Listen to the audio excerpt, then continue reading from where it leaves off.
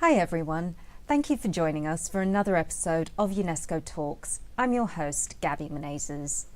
UNESCO recently published a report about the world trends in journalism and how it contributes to building a world more at peace. Here to talk to us more about the report is UNESCO's Chief of Section for Journalism Safety and Freedom of Expression, Tarja Turtia, who is herself a former journalist. Tarja, welcome. Thank you for joining us in the studio. So the first question is really the big picture. What is the report telling us? Thank you for having me. So the report is telling us that freedom of expression is having a pressure from all over at the same time. So the report is saying that since 2012, freedom of expression has declined 10%.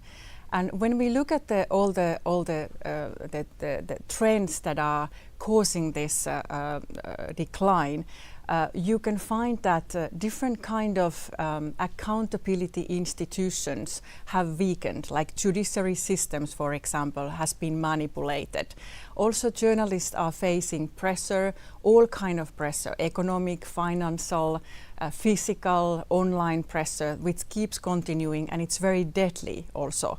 Then when we look at the technological change, the technology is developing in a speed of light, and we can't keep up with that.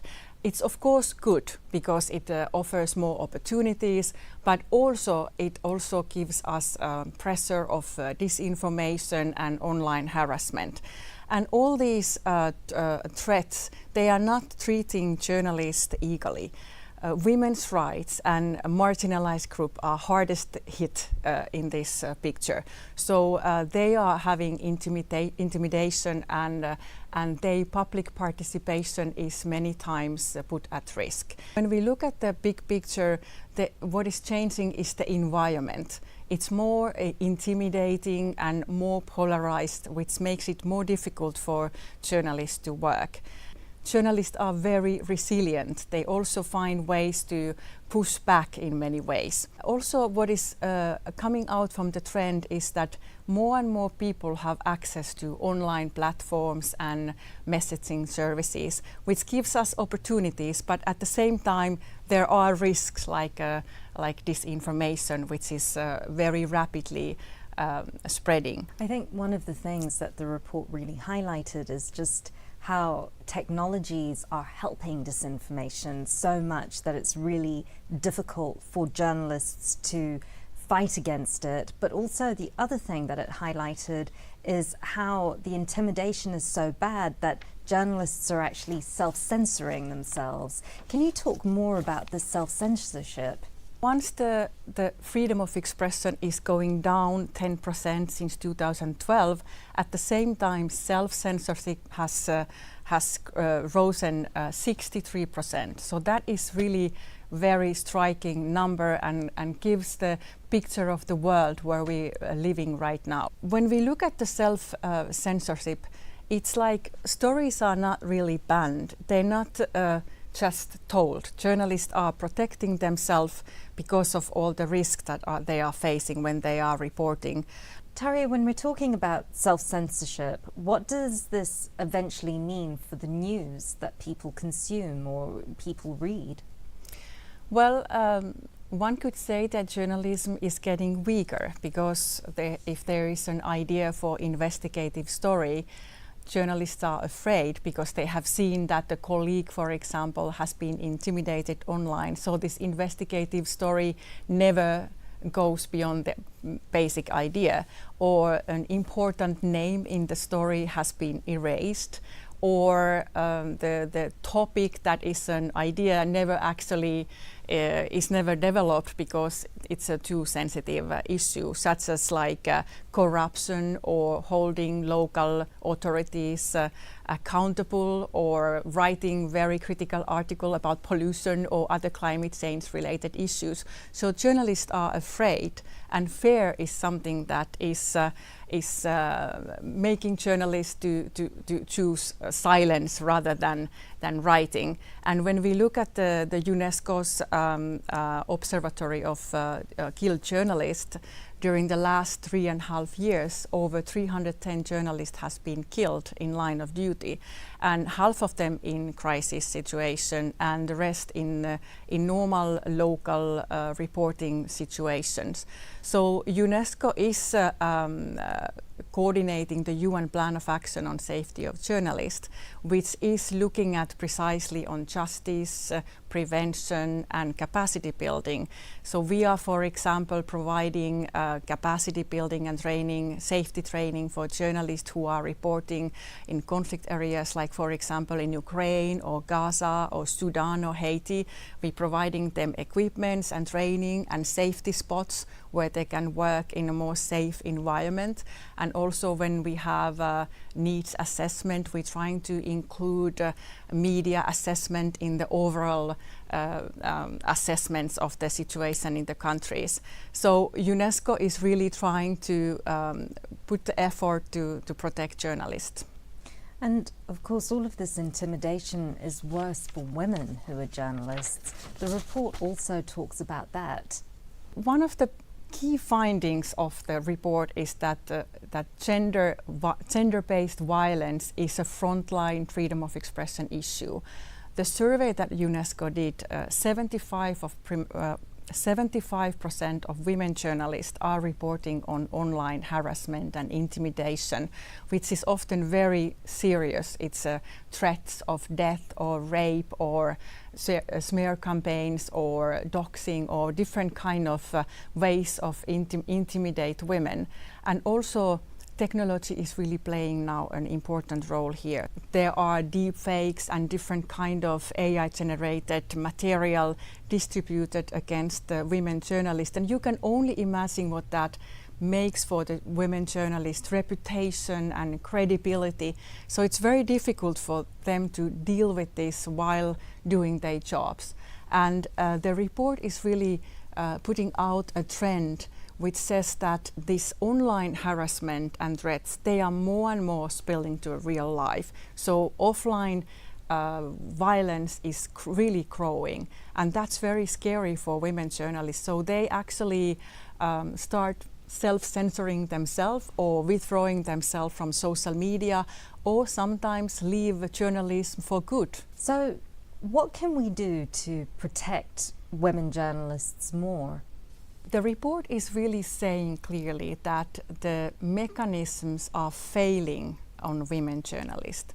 When we're talking about checks and balances and all these accountability institutions are weakening, you can't put the safety on women on themselves, because the individual resilience here is not enough. We need to build more stronger institutions to protect journalists, the judiciary systems, and also the newsroom policies where online harassment is well recognized and taken seriously.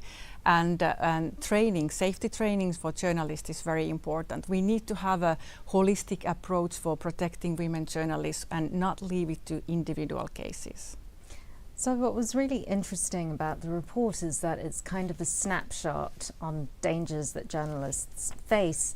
And it also talked about the dangers that journalists who cover environmental issues face. Can you tell me a little bit more about that? Yeah, so the report is really saying that environmental journalism has become a high-risk journalism. It's because more and more environmental journalists are attacked through online, but also through legal systems, misuse of legal systems, and so on. For example, the survey that we did shows that 749 journalists and media outlets have been attacked during the last 15 years, and 46 journalists have been killed who've been reporting completely focusing on environmental issues. So these numbers are very worrying. And it's just getting worse, because one of the aspects that we have found out that the legal system has been used more and more against journalists to use legislation that is not originally meant for media, but legislation that is concerning financial aspects or taxation or national security are used more and more against journalists, when they are kind of stuck with the legal process which is trying to intimidate and silence them. So we're trying to find ways to address this issue. And for example, UNESCO has trained judiciary actors.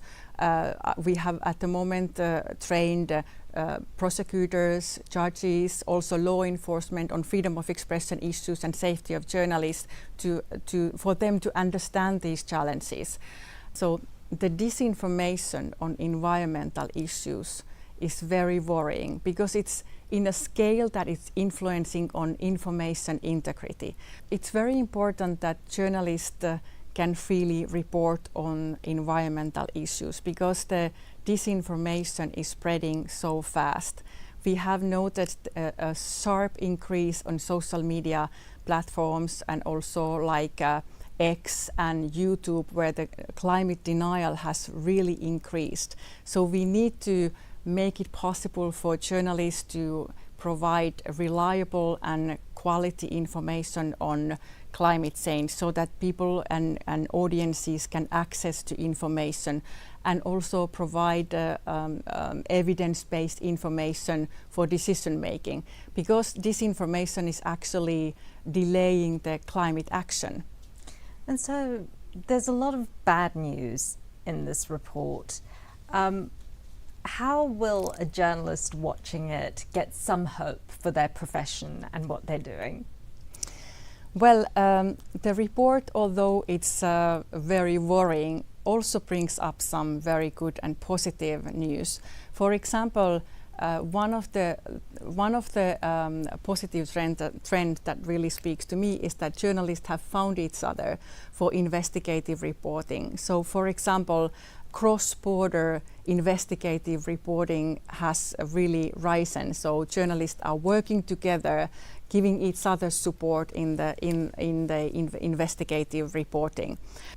More and more people are ready to pay for good quality journalism, and that's very important for media viability. The platforms are taking a large part of advertising revenues, which comes out clearly from the report, which make it difficult for media to be self-sustainable. So paying for good quality journalism is a positive trend.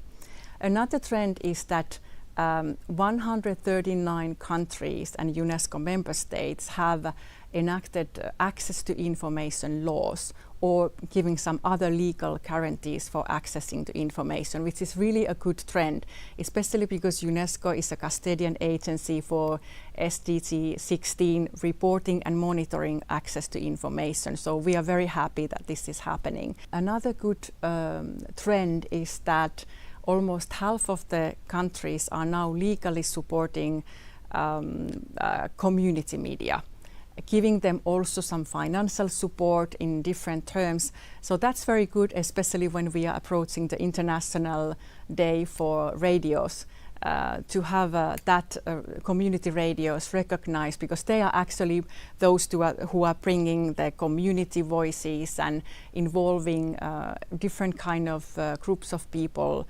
and building the community feeling. Indeed, it's where a lot of people do get their information from. Well, it's very heartening to see that there are still some hopeful signs in journalism today. Thank you so much for joining us, Tarja. And thank you, as ever, for watching. Please leave any comments and questions in the chat and we will get back to you.